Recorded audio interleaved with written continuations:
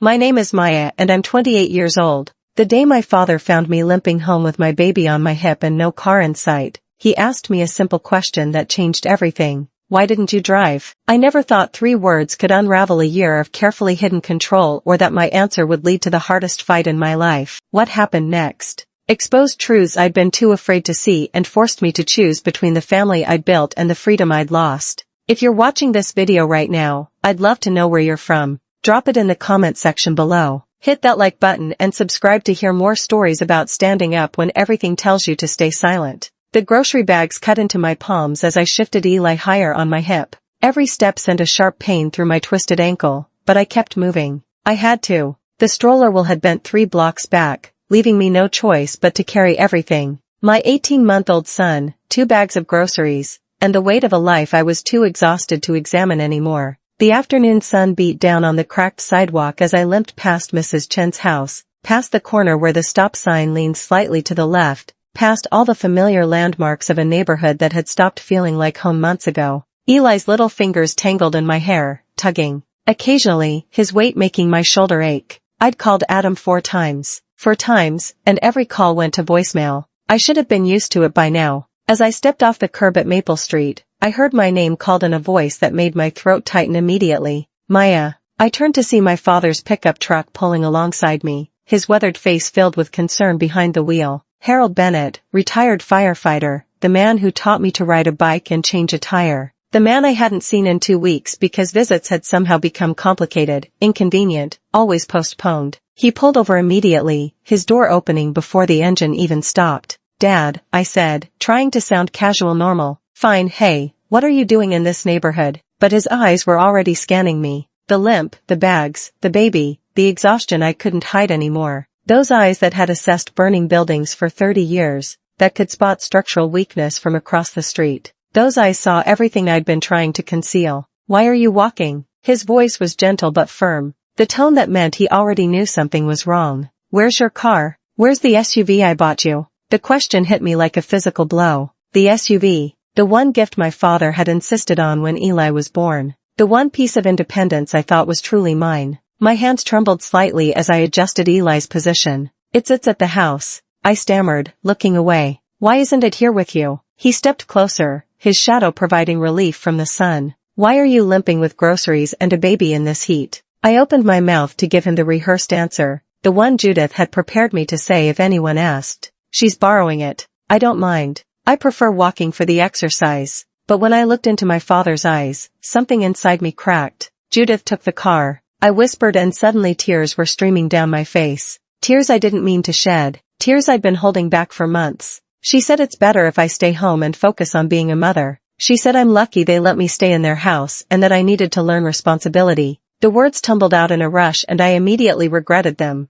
Please don't make this a big thing, Dad. It's fine. It's just temporary until. But I stopped because my father's entire posture had changed. The gentle concern had transformed into something else. Something I'd only seen a handful of times in my life. His jaw clenched, his shoulders squared, and his eyes became sharp and focused in a way that reminded me he'd run into collapsing buildings when everyone else ran out. Get in the car, Maya, he said quietly, dangerously calm. We're fixing this tonight. My stomach dropped. No, you don't understand. Adam gets really upset when I don't care what Adam gets. He opened the passenger door and gently took the grocery bags from my aching hands. Get in the car. I hesitated, frozen between the fear of confrontation and the overwhelming relief of someone finally taking my side. In my arms, Eli began to fuss, sensing my tension the way he always did. My father's expression softened immediately. He reached out carefully. Can Papa hold you, buddy? Eli practically lunged toward him, wrapping his little arms around Harold's neck with enthusiasm I hadn't seen in weeks. My son relaxed completely in my father's arms, resting his head on Harold's shoulder like he'd found the safest place in the world. And that's when it hit me, that small moment. My baby felt safer with my father than he did in his own home. The realization made my knees weak. I climbed into the truck. As Dad secured Eli in the old car seat he kept in the back, the one from emergency babysitting visits that had become increasingly rare, I felt something shift inside me. The air conditioning hit my face, and I realized I was shaking. How long has this been going on? Dad asked as he pulled into traffic, his voice carefully controlled. A few months, I admitted quietly. It started small. Judith said she noticed I was getting anxious while driving, that maybe I should let her drive when we all went out together. Then she suggested she hold on to the spare key so I wouldn't lose it. Then she started saying I seemed tired and maybe shouldn't drive until I felt better. And then last week, she just took both sets of keys. And Adam, I swallowed hard. He said his mom was just trying to help.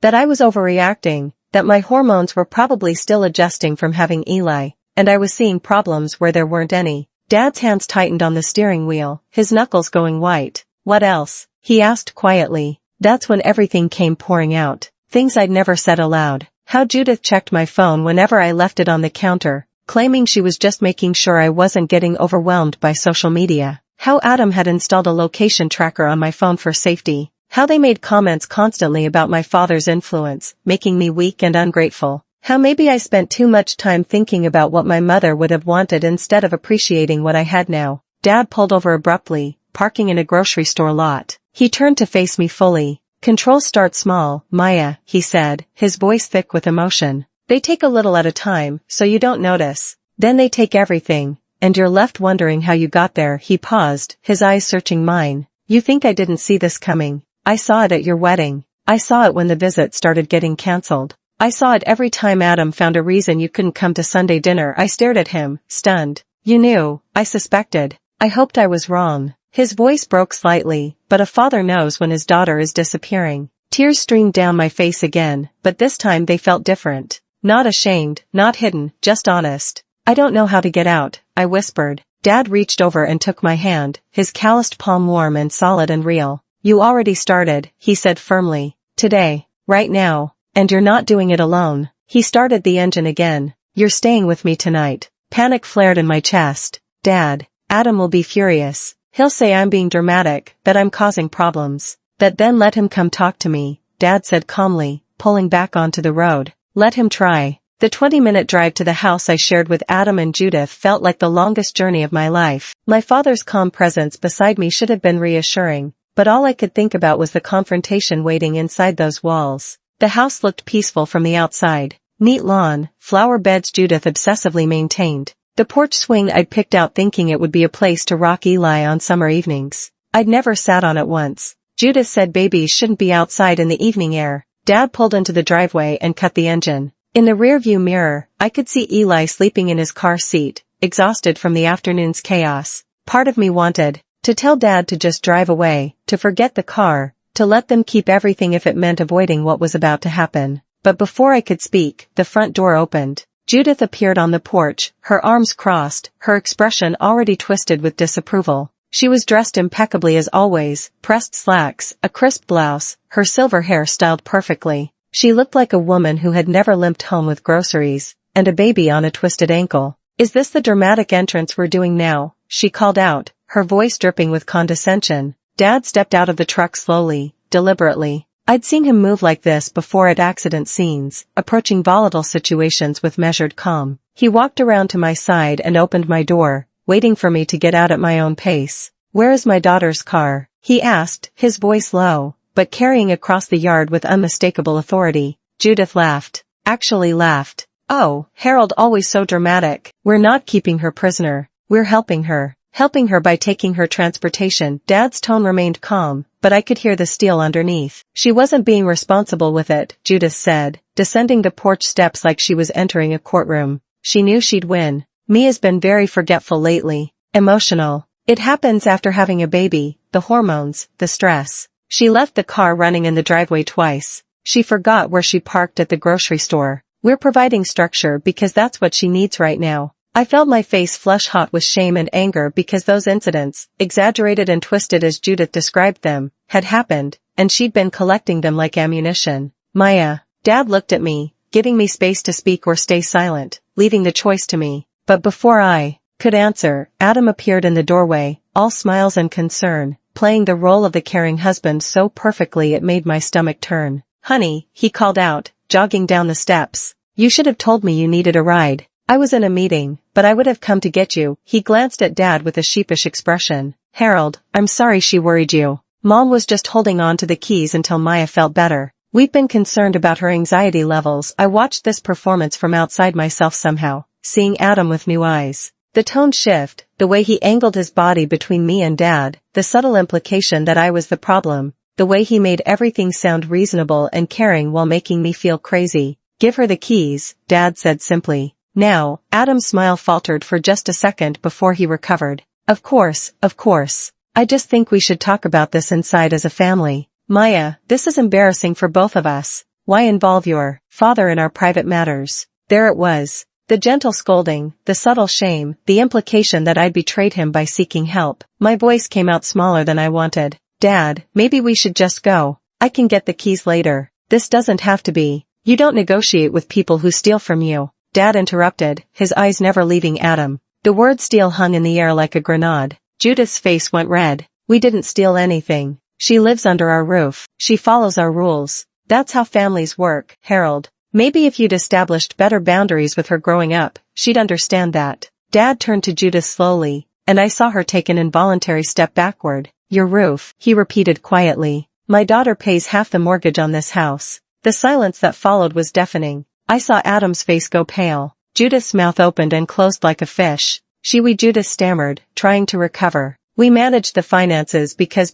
you've been treating her like a tenant in her own home," Dad finished. "Like someone you're doing a favor for instead of an equal partner." And that's when I felt it. The first real spark of anger cutting through months of confusion and self-doubt. They considered me a guest, a dependent, a controllable piece of furniture they could move around at will. I wasn't Maya Bennett who'd graduated with honors. I wasn't Maya who'd worked in marketing and had dreams of finishing her MBA. I wasn't even Maya the mother. I was just a problem to be managed, a variable to be controlled. "Get the keys," I said quietly, my voice stronger than before. Now, Adam stared at me like I'd slapped him. For a moment, nobody moved. Then he pulled the car keys from his pocket and tossed them onto the porch table with a clatter that sounded like an insult. "There," he said, his voice suddenly cold, stripped of the gentle husband act. "Happy." It wasn't a gesture of respect. It was a display of power. "Look how easily I can give or take what's yours." Dad stood completely still, watching Adam. The way I'd seen him study unstable structures in old buildings. He was looking for cracks, for weaknesses, for signs of imminent collapse, and from the tight set of his jaw,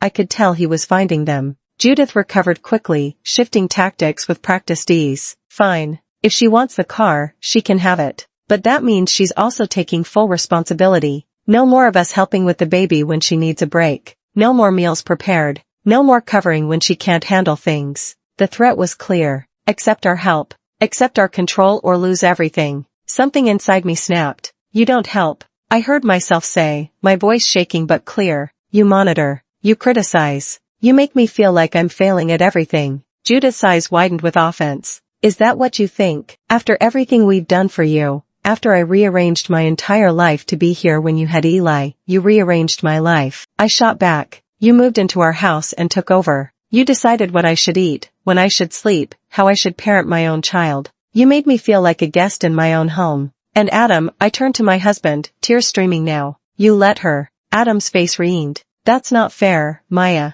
Mom was trying to help because you were struggling. You were anxious all the time, crying for no reason. Do they check your phone?" Dad's question cut through Adam's defense like a knife. I froze. Adam's eyes went wide. "Of course not. That's ridiculous. Only when she acts suspicious." Judith interjected and the room went silent. Adam's head snapped toward his mother, his expression panicked. Judith seemed to realize what she'd admitted, her face going pale. Dad's voice when it came was like thunder. "You don't get to police her life." The boom shook the walls, echoing off the high ceilings Judith was so proud of. "She's not your prisoner. She's not your project. She's a grown woman with rights, and you've been systematically stripping them away." I'd never heard my father yell like that. In 30 years of knowing him, through house fires and family emergencies and my mother's death, I never heard that level of rage in his voice. Adam seemed to shrink, his earlier bravado evaporating. "I'm just trying to make our family work," he said weakly. "I'm trying to keep everything together. Ma's been so emotional since Eli,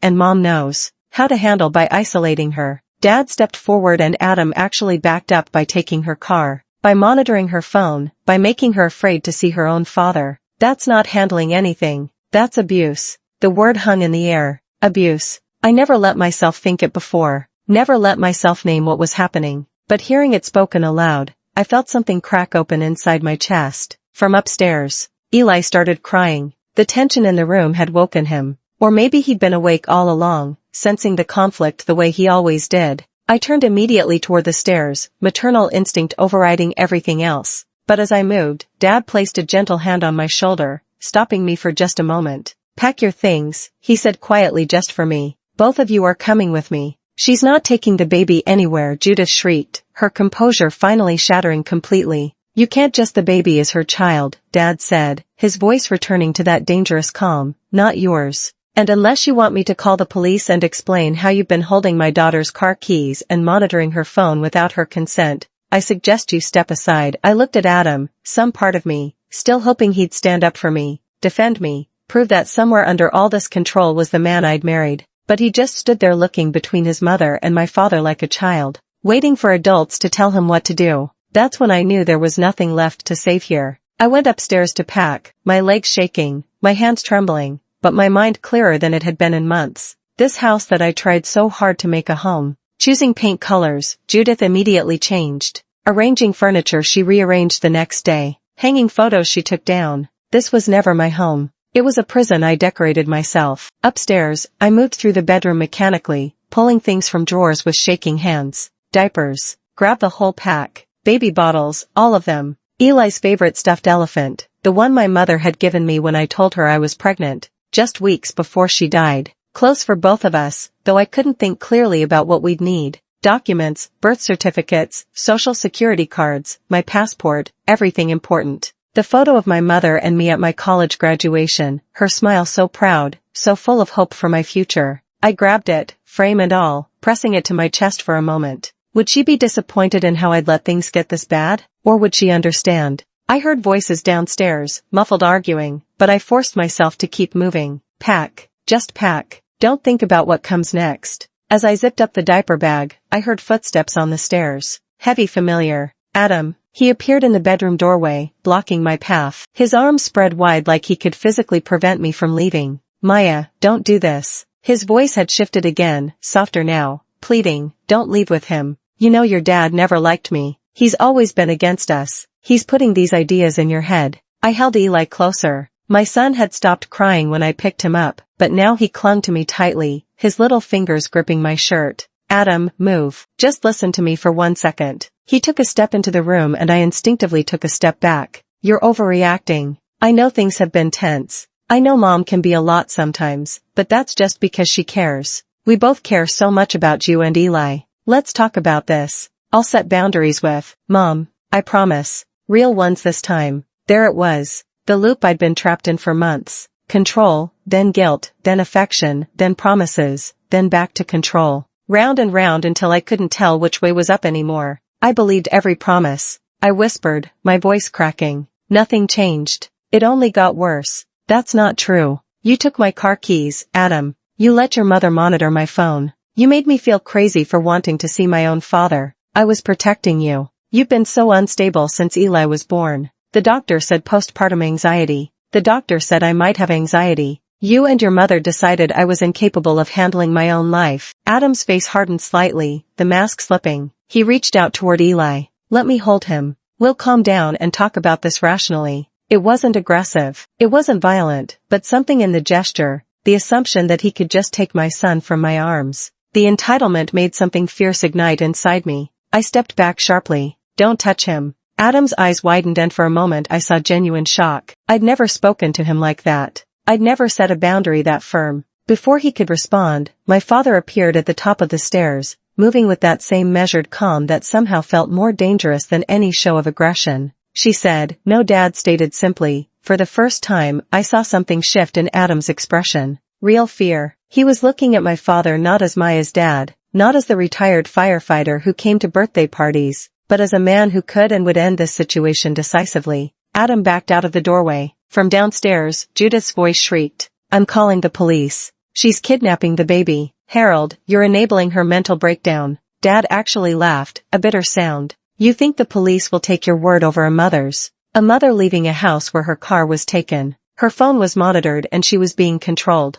Please make that call." I gathered the packed bags, securing Eli against my hip with one arm. My ankles still throbbed, but adrenaline made it bearable. Dad took the heavier bags from me without a word. We descended the stairs together. Judith stood at the bottom, her phone in her hand, her face twisted with rage. "You're making a huge mistake," she hissed at me. "You'll regret this. You'll come crawling back, and when you do, move," Dad said quietly. Something in his tone, or maybe the look in his eyes, made Judith step aside. Just like that, the woman who controlled every aspect of my life for the past year moved out of our way. I walked past her, past Adam hovering uselessly in the hallway, past the kitchen where I'd been criticized for every meal I'd attempted to cook, past the living room where I'd been told my parenting was too soft, too anxious, too everything. At the door, I paused. Not from doubt, but from the strange need to mark the moment. I looked around one last time at the house that had slowly suffocated me, the beautiful prison I'd tried so hard to love. Then I walked out.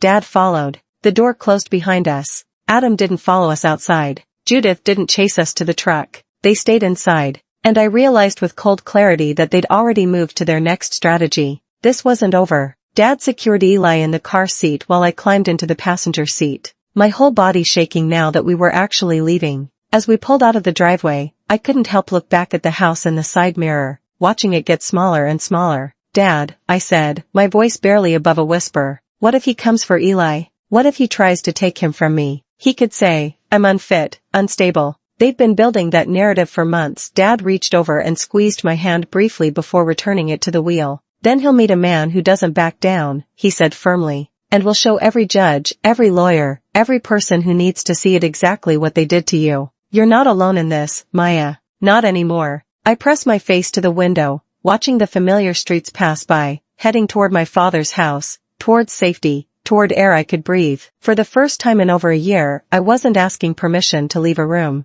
I wasn't checking my phone anxiously to see if I'd missed a call. I wasn't calculating whether my words would set off an argument. I was just a mother holding her son, driving away from the people who tried to convince her she was nothing. And somewhere under the fear and exhaustion and shock, I felt the tiniest spark of something I'd almost forgotten existed. Hope. Dad's truck pulled into his driveway just as the sun began setting, painting the sky in shades of orange and pink that seemed almost too peaceful for how I felt inside. The house looked exactly as I remembered from my childhood. Modest, warm, with Dad's old firefighter helmet still hanging by the front door and Mom's wind chime still singing from the porch. I hadn't been here in 2 months. 2 months of excuses and cancelled plans and Adam's careful suggestions that maybe we should host Dad at our place instead where it was easier with the baby. As I stepped out of the truck, something loosened in my chest. I could breathe, actually breathe. No one was going to appear in the doorway with criticism about how I was holding Eli, how I looked, whether I'd remembered to do something I'd never been asked to do in the first place. Dad unlocked the door and stepped aside, letting me enter first. The familiar smell hit me immediately. Coffee, old books, the faint scent of wood smoke from the fireplace. Home. This was home. I set Eli down carefully on the living room carpet, and he immediately began crawling around, exploring with excitement I hadn't seen in weeks. He touched Dad's old boots by the door, babbled happily at the photos on the wall, pulled himself up on the coffee table to examine a collection of firefighter challenge coins. "He's happy," I whispered, watching my son giggle as he discovered Dad's collection of antique fire trucks on a low shelf. "Kids know when they're safe," Dad said quietly, setting down our bags. "Animals know it, too. It's instinct." The words hit me harder than they should have. Eli knew. My baby had sensed the tension in that house, absorbed the criticism and control, felt his mother's constant anxiety. And now, in just minutes at his grandfather's house, he was a different child. What had I done to him? What had I let happen? Dad must have seen my face crumpled because he was beside me immediately, his hand on my shoulder. "Don't go there, sweetheart. You got him out. That's what matters." He guided me to the kitchen table and sat me down. "First things first, your phone stays off. They can track you through it and I'm not taking chances. Second, you're not going back there alone ever. We clear on that?" I nodded, feeling like a child again, but in a good way. Someone was protecting me. Someone was making decisions designed to keep me safe, not to control me. "I'll make us some dinner," Dad said. "You just sit with Eli. Rest. Rest." When was the last time someone had told me to rest without it being a criticism of my inability to handle things? That night, after Dad prepared grilled cheese and tomato soup, Mom's comfort meal, the one she'd made whenever I was sick or sad, I tucked Eli into the guest room bed, surrounded by pillows to keep him safe. Dad had found an old baby monitor in the basement, still in its box from when I was born. "Never got rid of anything of yours," he admitted. "Your mother wouldn't let me. Said you might need it someday." The thought of Mom made my eyes sting. She died 3 years ago. Cancer that moved too fast for any of us to accept. If she'd been here, would she have seen what was happening? Would she have stopped me from marrying Adam in the first place? I crawled into the other guest bed, exhausted beyond measure. And for the first time in months, I felt safe enough to close my eyes without anxiety about what would happen while I slept. But safety didn't stop the nightmares. I woke up gasping, my heart racing, convinced I'd heard Judith's footsteps in the hallway. The dream had been so vivid, her standing over Eli's crib, taking him, telling me I'd lost my chance, that I'd proven I was unfit. A gentle knock on the door. "Maya, you okay in there?" Dad's voice. Real, present, safe, just a nightmare, I called back, my voice shaking. The door opened slightly and Dad stood silhouetted in the hallway light. "You're safe, honey, it's just me. Want some water?" I nodded. And he disappeared, returning moments later with a glass and sitting on the edge of the bed like he used to when I was little and afraid of thunderstorms. "I keep thinking they're going to show up and take him," I whispered. "That I'm going to wake up and Eli will be gone and they'll have convinced everyone I'm crazy. That's not going to happen." Dad's voice was firm. "I promise you, Maya, that's not going to happen." But as I cried into his shoulder quietly so Eli wouldn't wake, I wasn't sure I believed him. The next morning, despite turning off my phone, Adam found a way through. Dad's phone rang at 7 a.m. and it didn't stop. Call after call after call, each one from Adam's number. Dad finally answered on the 10th call, putting it on speaker so I could hear. "Where is she?" Adam's voice was tight, controlled, dangerous in its calmness. "Where's my wife, Harold?" "Your wife is exactly where she chose to be," Dad replied evenly. "Let me talk to her now." "She doesn't want to talk to you. You're poisoning her mind. You've always hated me, always thought you knew better than everyone." Dad hung up, blocked the number. His landline rang 5 minutes later. This time it was Judith's voice on the answering machine and Dad let it play so I could hear. "Harold, listen very carefully. Maya is confused. She's not thinking clearly. Postpartum depression can make women do irrational things and we've all been very worried about her. Bring her back and we'll forgive her for this episode. We'll get her the help she needs. But if you continue enabling this behavior, there will be consequences. Legal consequences. We have documented evidence of her instability, her inability to properly care for Eli. Don't make this harder than it needs to be." The word forgive made my blood run cold. Forgive me for what? For wanting my car keys. For not wanting to be monitored. For leaving a situation where I was treated like a prisoner. Dad played the message twice, then saved it before deleting it from the machine. "We're keeping all of this," he said. "Everything they say, everything they do. Evidence." That afternoon, while Eli napped, I told Dad everything. Not the sanitized version, not the version where I minimized or made excuses. The real version. How Judith criticized every meal I cooked, telling me I was raising Eli to be a picky eater. How she inspected my grocery receipts and told me I was wasteful. How she went through my closet and removed clothes she deemed inappropriate for a mother. How she told me I was gaining too much weight, then in the same breath said I was too thin and clearly not eating enough. How Adam always took her side. How he'd say, "Mom's just trying to help," or "You're being too sensitive," or "Why do you always have to make things difficult?" How they'd slowly cut me off from friends, telling me I was too tired for social obligations. That Eli needed consistency and routine. How visits with Dad kept getting postponed because something always came up. Adam had a work thing. Judith wasn't feeling well. The weather was bad. Eli was fussy. How they'd made me doubt my own memory, my own perception, my own sanity. They told me I'd left the car running twice. I said, my voice breaking, "But Dad, I don't remember doing that. I remember turning it off," but they insisted and they seemed so concerned, and I thought maybe I was losing my mind. Dad's fists clenched so tightly his knuckles went white. He stood up and paced to the window, his back rigid with suppressed rage. "They were isolating you," he said, his voice rough. "Classic abuse pattern. Make you doubt yourself, cut you off from support, make you dependent, then control every aspect of your life." He turned to face me and I saw tears in his eyes for the first time since Mom's funeral. "That's abuse, Maya. What they did to you, that's abuse. You weren't imagining things. You weren't overreacting. You were being systematically broken down." Hearing him say it again, clearly with no room for doubt, something inside me shifted. The guilt I'd been carrying, the shame, the constant questioning of whether I was the problem. It started to lift. "What do I do now?" I whispered. Dad wiped his eyes roughly and sat back down. "Tomorrow we talk to a lawyer. Tonight, you rest and you stop wondering if you made the right choice. You saved yourself and your son. That's what you did. That night, I held Eli while he slept, watching his chest rise and fall, his little face peaceful in a way I hadn't seen in months. Dad was right. I'd gotten him out. Whatever came next, we'd face it together. But I couldn't shake the feeling that Adam and Judith weren't done with me yet. Dad's longtime friend, Lucinda Vargas, had an office in a renovated historical building downtown. All exposed brick and tall windows that let in streams of morning light. She was in her 50s, sharpied with silver-streaked hair pulled into a neat bun and a kind of calm focused presence that made me feel immediately safer. "Harold called me last night," she said, gesturing for us to sit. Dad had arranged for his neighbor, Mrs. Patterson, to watch Eli,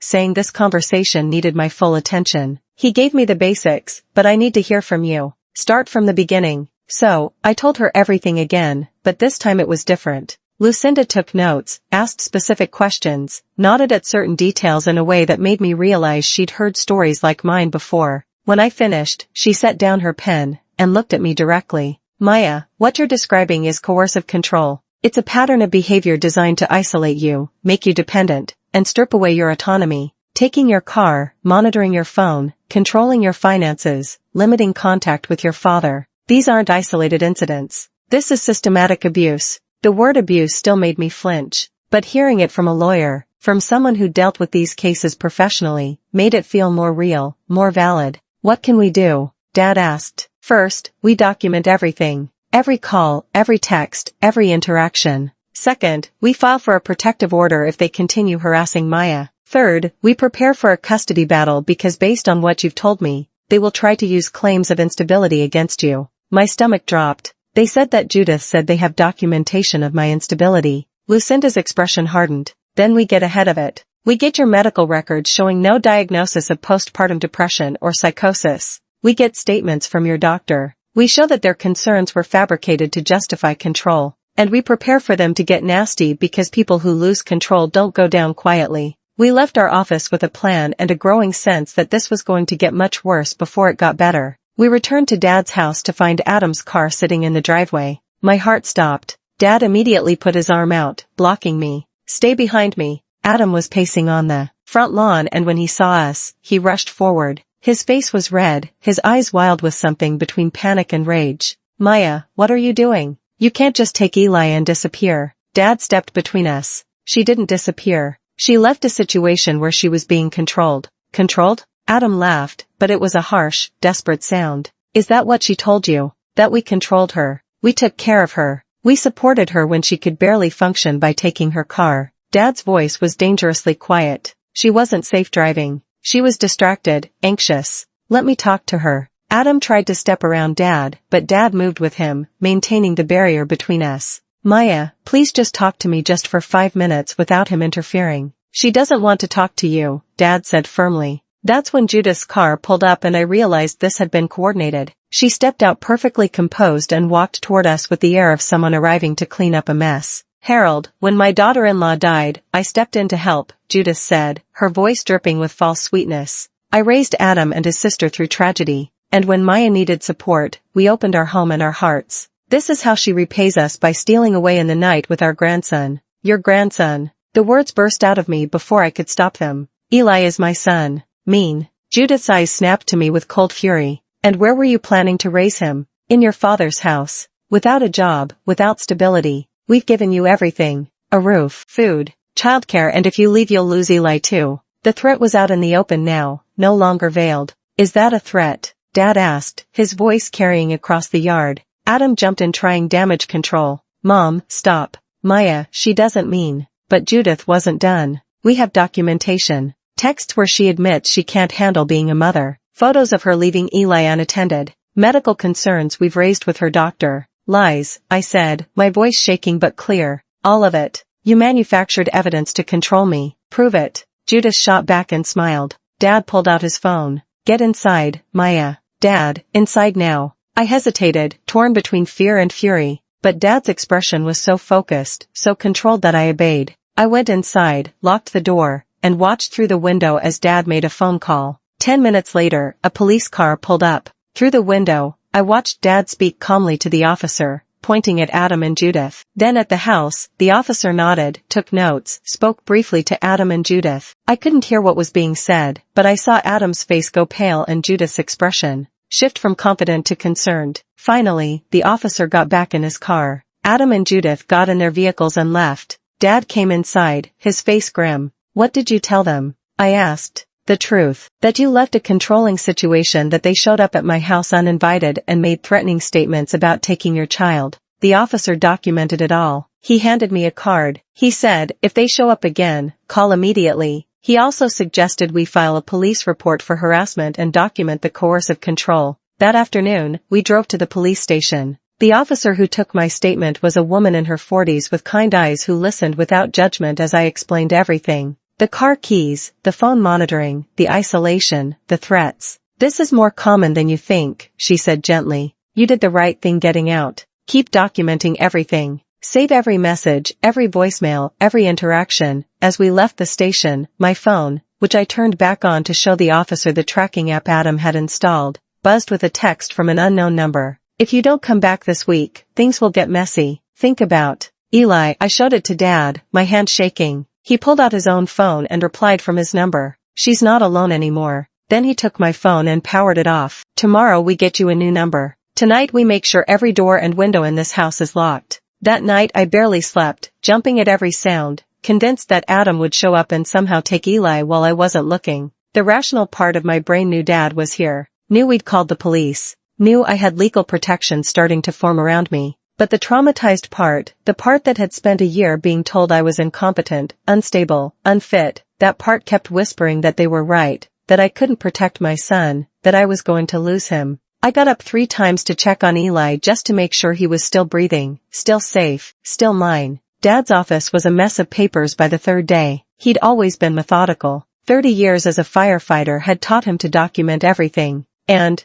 now he applied that same systematic approach to building our case. "Found something." He called from his desk and I rushed over with my coffee. He'd been going through old emails, old financial documents, things Adam had asked him to co-sign years ago when they'd first bought the house. Dad had kept everything organized in labeled folders, dated and annotated. "Look at this." He pointed to an email chain from 2 years ago. "When you and Adam were buying the house, Adam told me you'd both discussed putting it in his and Judith's names for tax purposes. He asked me not to mention it to you because you were stressed about the move." I stared at the emails, my heart sinking. I never knew about that. He told me both our names were on the deed. They're not. Dad pulled up another document. "The house is in Adam's name only. You've been paying half the mortgage on a house you don't legally own." The room spun slightly. Every check I'd written, every deposit I'd made, every dollar from my savings that had gone into our home. "I own none of it. They planned this," I whispered, "from the beginning." "Keep looking," Dad said grimly. "There's more." While Dad continued his document deep dive, I started rebuilding my own confidence.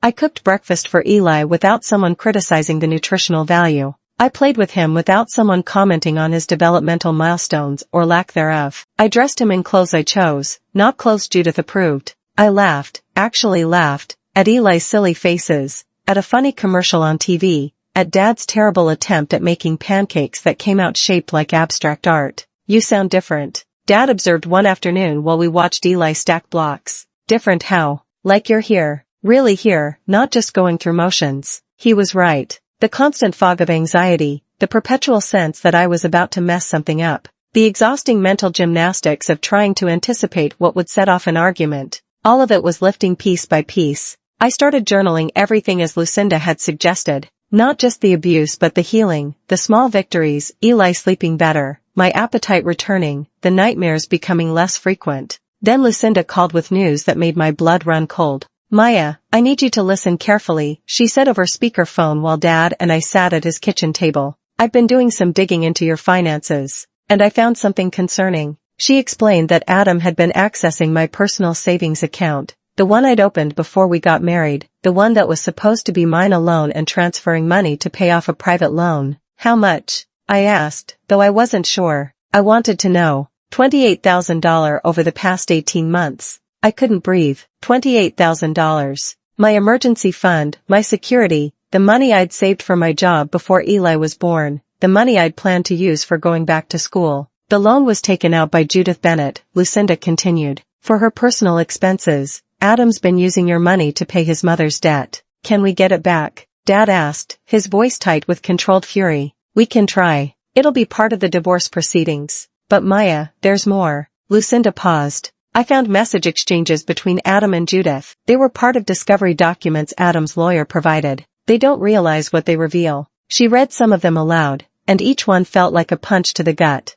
Mom, Maya's getting restless. We need to keep her busy with the baby. Let's limit her contact with Harold. He makes her question things. I agree. We should take the car for a while. Make her more dependent on us. She started talking about going back to work. We can't let that happen. She needs to focus on being a mother. They discussed me like I was a problem to be solved, a variable to be controlled, a project to be managed. Every restriction, every criticism, every moment I'd felt crazy for questioning them. It had all been calculated. They planned everything, I said, my voice hollow. Every single thing. Dad's face had gone, dangerously calm, the way it did when he was at his angriest. Lucinda, what's our next step? We present all of this to the court. Financial manipulation, documented evidence of coercive control, and these messages showing premeditation, Maya. This strengthens your case considerably. After hanging up, I sat on the porch while Eli napped, staring at the street where I used to ride my bike as a kid. I thought about the woman I'd been before Adam.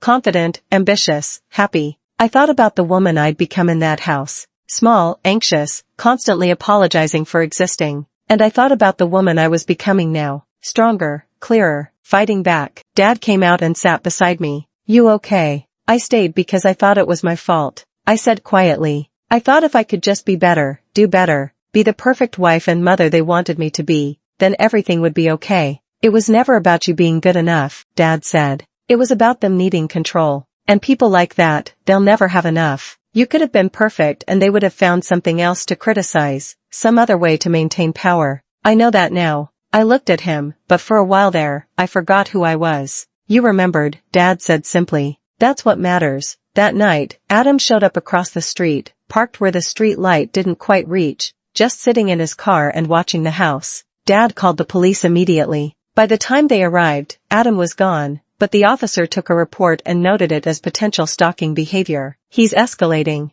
Lucinda warned when Dad called to update her. People who lose control often do. Maya needs to be prepared for him to get worse before this is over. Dad installed cameras on the porch and motion sensor lights in the yard. He had a security system activated that night. Mrs. Patterson from next door promised to keep an eye out during the day. We're not taking chances, Dad said firmly. I held Eli that night, singing him the lullaby my mother used to sing to me, and felt something solidify inside my chest. Resolve, determination, the absolute certainty that whatever happened next, I would protect my son. They tried to break me. They tried to make me doubt myself, to make me weak and dependent and controllable. But I wasn't broken. I was angry and I was ready to fight. The courthouse felt massive and intimidating. All marble floors and echoing hallways and people in suits hurrying past with serious expressions. I wore the one professional dress I'd managed to pack, my hands shaking slightly as I held the folder of documents Lucinda had prepared. Dad walked beside me, solid and steady with Eli secured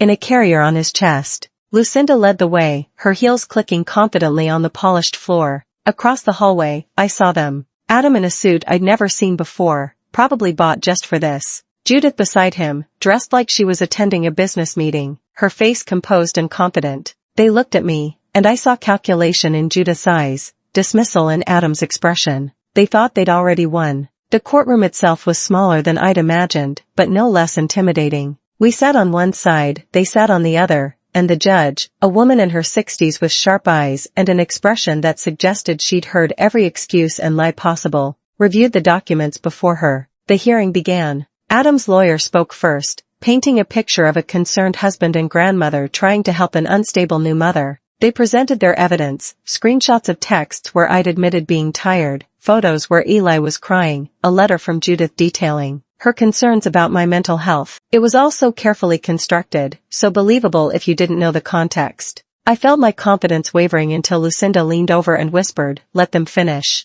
We're next." Then Judith made her first mistake. She couldn't help herself. When the judge asked a clarifying question about why they'd taken my car keys, Judith interrupted, "Your Honor, if I may, Maya wasn't being responsible. She left the car running multiple times. She couldn't remember where she parked. She was clearly not capable of Mrs. Bennet, the judge said sharply. You'll have a chance to speak when called upon. One more interruption and you'll be asked to leave. Judith's face flushed, but she sat back, jaw tight with suppressed fury. When it was our turn, Lucinda was methodical and devastating. She presented the tracking app on my phone, the financial records showing unauthorized withdrawals, the messages between Adam and Judith discussing strategies to keep me dependent, the police reports documenting their harassment, the documentation from the car showing it was registered in Judith's name, not mine, despite being a gift. Most damning of all, she presented my medical records, which showed no diagnosis of postpartum depression or psychosis, contradicting their claims about my mental instability. The defense has painted Mrs. Bennet as a concerned family helping an unwell mother, Lucinda said clearly. What the evidence shows is a coordinated effort to isolate, control, and financially exploit my client. This is textbook coercive control. Adam tried to maintain his sad husband act, explaining how he was just trying to protect me to keep our family together. But when the judge asked him directly about the unauthorized access to my savings account, he stumbled. We had an understanding. The money was for family expenses. Did Mrs. Bennet authorize these withdrawals? Well, not explicitly, but we discussed. Yes or no, Mr. Bennet? No. The judge made a note, her expression unreadable. Then I spoke. Lucinda had coached me to stay calm, stick to facts, not let emotion overwhelm the narrative. But when the judge asked me to describe my experience, something inside me broke open. Your Honor, I wasn't allowed to see my father, I said, my voice shaking but clear. When I wanted to visit him, there was always a reason I couldn't. Adam had a work thing. Judith wasn't feeling well. The baby needed routine. Every time I tried to maintain contact with my own father, I was told I was being selfish, that I wasn't prioritizing my family. I took a breath, looking directly at the judge. They took my car and told me I was irresponsible. They monitored my phone and said it was for my own good. They accessed my savings and said it was for family expenses. They made me doubt my own memory, my own judgment, my own sanity. And when I finally left, when I finally chose to protect myself and my son, they threatened to take him from me. They said I was unfit, unstable, that I'd regret leaving. My voice cracked, but I pushed through. I wasn't perfect. I was tired. I was anxious, but I wasn't unstable. I was being systematically broken down by people who claimed to love me. And all I want now is the chance to raise my son in peace without fear, without control, without someone telling me I'm failing at being a mother every single day. The courtroom was silent when I finished. Even Judith, for once, had nothing to say. The judge reviewed her notes for what felt like an eternity. Finally, she looked up. Based on the evidence presented, the financial manipulation, the documented coercive control, the harassment following Mrs. Bennet's departure, and the lack of any credible evidence of mental instability, I'm ruling as follows. She adjusted her glasses. Maya Bennet retains full physical and legal custody of Eli Bennet pending further evaluation. A protective order is granted prohibiting Adam Bennet and Judith Bennet from contacting Mrs. Bennet directly or through third parties, from coming within 500 feet of her residence, and from any communication regarding the child except through attorneys or court-supervised visitation. Your Honor, Adam started to stand, but his lawyer pulled him down. Furthermore, the judge continued, her tone broking no argument. I'm ordering a full financial audit to determine the extent of unauthorized withdrawals from Mrs. Bennet's accounts with restitution to be determined. Mr. Bennet, you should consider yourself fortunate that I'm not referring this matter for criminal prosecution at this time. Judith actually stood up. This is absurd. We were helping her. Harold Bennet has been manipulating. Mrs. Bennet, sit down immediately or be removed, the judge said coldly. I've reviewed the evidence. The only manipulation I see documented here is your own. The gavel came down with a sharp crack that seemed to echo through my entire body. Court adjourned. I collapsed into Lucinda's arms, sobbing out months, maybe years, of fear and guilt and shame. Dad wrapped both of us in a hug.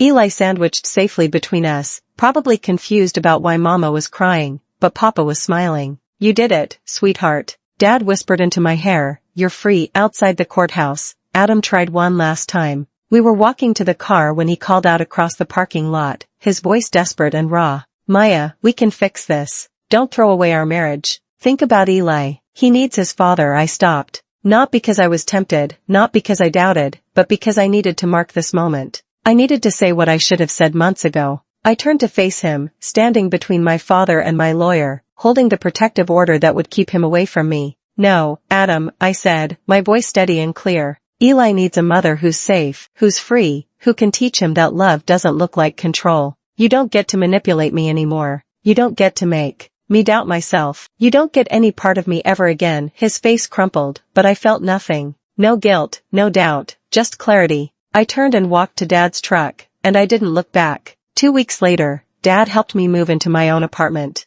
It was small, a one-bedroom with space for Eli's crib, a tiny kitchen, a living room just big enough for a couch and some toys. But it was mine. Actually, mine. My name on the lease, my choice of curtains, my decisions about everything from what to eat to when to sleep to who was allowed inside. I set up Eli's crib by the window where morning light would wake him gently. I hung my mother's photo on the wall, her smiling face, her eyes that looked so much like mine. Her expression that seemed to say, "I'm proud of you, Mom," I whispered, touching the frame. "I'm safe now." We're safe. That first night alone in my own apartment after Dad had left and Eli was asleep and the silence felt both terrifying and liberating. I sat on my second-hand couch and just breathed. No one was monitoring what I was doing. No one was going to criticize my choices. No one was going to tell me I was failing. I pulled out my phone, new number, no tracking apps, just mine, and texted my father. "Thank you for saving me." His response came immediately. "You saved yourself. I just reminded you who you were." I set the phone down and looked around my small apartment. The beginning of something new. The foundation of a life built on my own terms. For the first time in over a year, I wasn't afraid. I wasn't broken. I was free. And somewhere in the quiet of that small apartment, with my son sleeping peacefully in the next room, and my future stretching out uncertain but mine, I felt something I'd almost forgotten existed. Hope. Real solid, unshakable hope. This was only the beginning. There would be hard days ahead, legal battles to finish, healing to do, a life to rebuild from the ground up. But tonight, in this moment, I let myself feel the victory. I'd fought back. I'd won. And no one, not Adam, not Judith, not anyone, would ever control me again. When someone makes you feel like you're losing your mind for wanting basic respect and freedom, how do you know when it's time to walk away? If this story resonated with you, please like this video and subscribe for more stories about finding strength in impossible situations.